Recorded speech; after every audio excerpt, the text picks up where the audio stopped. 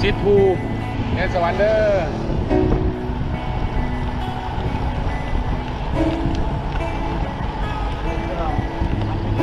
เฉลิมฉลองวันต่างตั้งสถาบันพยิงลาวมา65 ปีเลยได้ปีนี้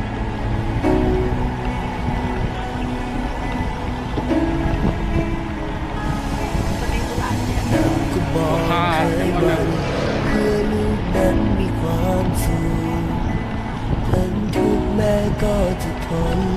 ทำทุกอย่างที่ลูกต้องการอาจจะท้อได้บางเวลาแต่ยังมีลูกอยู่ข้างกายพร้อมจะเป็นกำลังใจบอกวันไว้แต่สิ่งใดคุณได้ใช้แห้งร้ายนะแห้งชิมเมดเด้อ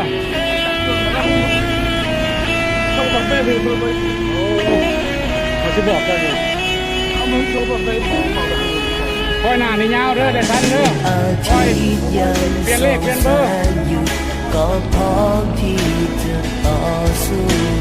ยังมีลมหายใจที่จะอยู่เคียงข้างเสมอเปลี่ยนเลขเปลี่ยนเบอร์เด้อยังใกล้กันน้อยที่เลิกบินปล่อยทายุบแต่พอนั้นบินข้างกายบินลอยขึ้นไปแท้แล้วบัดนี้นะเปลี่ยนเลขเปลี่ยนเบอร์คอยดีรถ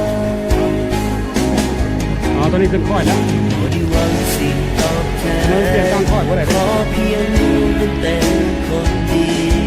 ผู้ด้านทวิตคุณนี่แม่นั้นสุขใจ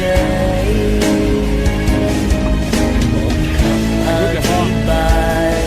ถ้าคุณแม่นั้นยิ่งใหญ่เพียงจากลานบุทะเลตรงลงไปบ่อาจจะลืมภาพคุณที่เลี้ยงลูกมาจนใหญ่โตสั่งสอนให้เป็นคนดีลูกขอกับโลกตั้งแม่บ่ได้คิดอันตันอยู่ผู้บุญคุณแม่นั้นนึกว่าสิ่งใด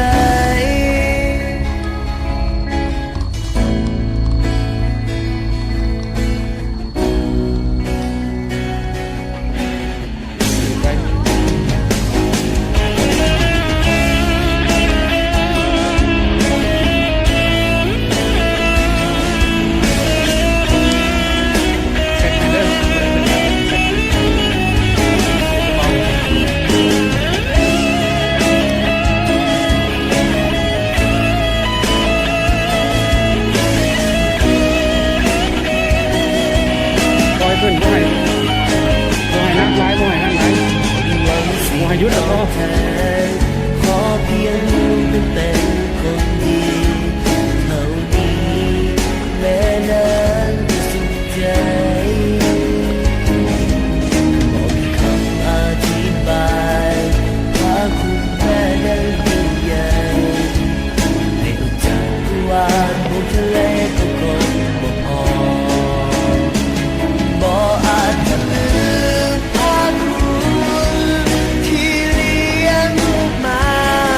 จนใหญ่โตสั่งสอนให้เป็นคนดี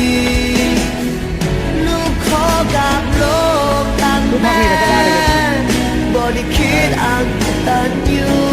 ผู้บุญคุณแม่นั้นบ่อาจสิ่งใด